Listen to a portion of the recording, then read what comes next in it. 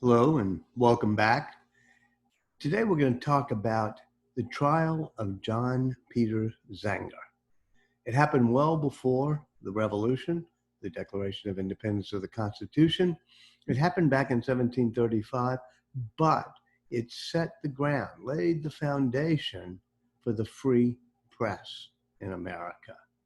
It started when the king sent a new governor to New York State. Back then, before America had its independence, the governors were appointed by the king and the king's ministers, and sometimes they made very bad appointments, especially when it came to governing the colonies that were somewhat rebellious or not falling into line.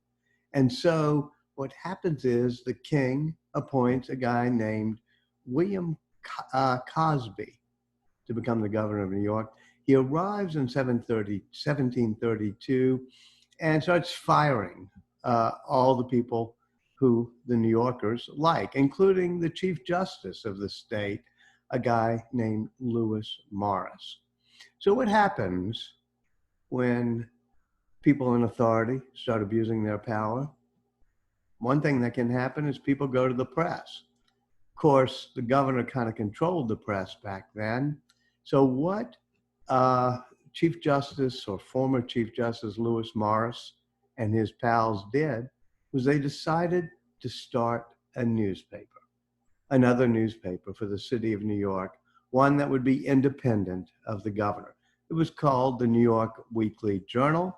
Now, none of them were printers, but they were able to find a printer who had arrived recently to New York, somebody from Germany, John Peter Zenger, who had fled the famines in Germany that happened in 1710, 1711.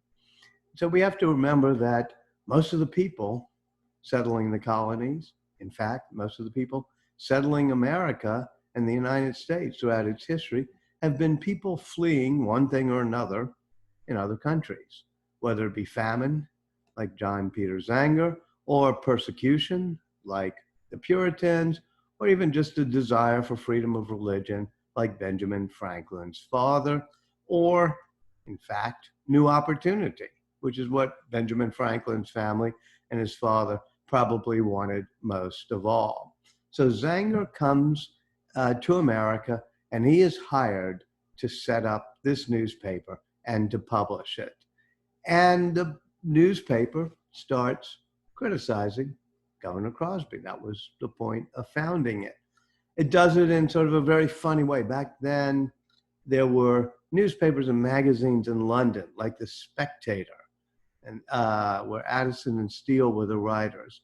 And they always tried to do clever things. They wrote under pseudonyms like Cato, and they had mock classified ads, like maybe you'd see sort of like The Onion, or you'd see in some magazines. And so one of the mock classified ads was somebody looking for a runaway monkey that was always known for grimacing and chattering. And it had a caricature, and it looked like Governor Cosby. So eventually, John Peter Zenger is arrested. And for a while, his wife puts out the newspaper.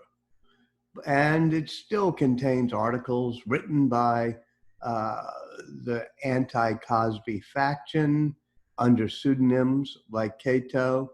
And so if they want to find somebody legally liable, somebody they can arrest or fine for doing this, they have to go to the printer, John Peter Zenger, which is why he's in jail. They put him on trial, and at first his lawyers get disqualified. It's a real mess. We don't have a pretty secure judicial system back then. And remember, Governor Cosby had fired the Chief Justice. And so Governor Cosby's allies stacked the jury. The wife of John Peter Zenger, running the newspaper, ran articles about that. Eventually they try to get a fair jury, but they disqualify his lawyers, who were all New Yorkers, and soon there was no New York lawyer that was happy to represent them. So the day the trial opens, there's a gasp in the courtroom. when a lawyer walks in, and that lawyer is Andrew Hamilton, not to be confused with Alexander Hamilton or anybody else. Andrew Hamilton is the greatest lawyer in the city of Philadelphia, where Ben Franklin has set up a printing shop and newspaper. And Ben Franklin is kind of at least a partner, an associate of John Peter Zenger's. Franklin publishes things like Poor Richard's Almanac, and he sends them to Zenger and other printers he knows, and they sell them in their print shops. So Andrew Hamilton from Philadelphia comes to represent John Peter Zenger in what becomes an amazingly public and vibrant and important trial. The trial is packed because everybody knows it's not just about a printer getting in trouble. It's about the whole concept of freedom, not just free press, but free speech, to be able to challenge things like the new governor of New York. So the question back then was whether or not Zenger was responsible for publishing the papers. There was something odd back then, or we might think it was odd. They didn't think it was odd back then. But truth was not a defense in a case of libel or sedition. In fact, it was called seditious libel if you told the truth about people in government, but it undermined their authority. It hurt their ability to rule.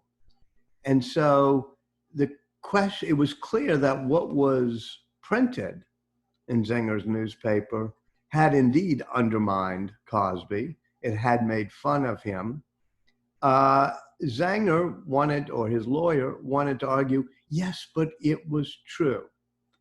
But at the time, the law said that even if you're telling the truth, if it undermines duly constituted and duly appointed authorities, then you're guilty of seditious libel. That's hard for us to get our heads around, but think about it, especially if you were in power back then, you would sometimes say, well, I don't want truth to be a defense in the case of libel. Sometimes people say true things, but it will still undermine the government, and we don't want that. So as the trial begins, the judge says, there's really only one question, since we know that what was printed in the paper undermined and made fun of and was seditious when it came to Governor Cosby and his team. So all we need the jury of this trial to find out is, did Zenger print it or not? Was he responsible for the printing of it? His lawyer, Andrew Hamilton, says, I'm going to save you the trouble. I'll save the Attorney General the trouble of examining the witnesses. And I will confess that my client, John Peter Zenger, both printed and published the newspapers that were in question, the 2 editions of the newspaper in question. In other words, he was conceding that Zenger had published it. Now, that causes the Attorney General, Richard Bradley, says, well, that ends it. As Mr. Hamilton has confessed, the printing and publishing of these libels, I think the jury must find a verdict. Hamilton says, no, to the gentlemen of the jury, it is to you we must now appeal. In your justice lies our safety. The point being that he was saying to the jury, even though the law says if you print something that's true, but it's defamatory, the person is guilty. What Hamilton is doing is saying to the jury, hey, you got to protect your own liberties. You get to step in here and say that you're not going to follow those instructions. And question before you, he says, is not just a small or private concern. It's not the cause of a printer. It's the cause of liberty. And so he's saying, yes, Zenger printed it. You know it's true. We've established that it's true. Despite what the law says, you should exonerate. You should acquit John Peter Zenger. There are 2 principles here. two principles that are at stake. The first principle is that truth should be a defense in the case of libel. And the second is something a little bit more subtle. We call it jury nullification, which is a jury, instead of just applying the law the way the judge tells them to, instead of just applying the law strictly as the law says it should be applied, every now and then you can appeal to a jury and say, even if you think he violated the law as the law is written, if you think the law is wrong, you can acquit him. It's not something you want to have happen every day, but it was something that had been part of the British system for a while, the British common law system, because after the Star Chambers, there were times when juries, a jury of the peers trying somebody for a crime, would say, we're not going to follow the law, we are just going to acquit. So that's what Hamilton is saying about Zenger. First of all, truth is a defense. Secondly, even though the law says you can't acquit him because of truth, you don't have to follow the law, the jury nullification issue. And that's where they debated in the courtroom. The Attorney General of the state, Attorney General Bradley, says, according to the law, they must leave it to the court to decide if they are libelous. And Andrew Hamilton replies, the jury may do so, but I do likewise know they may do otherwise.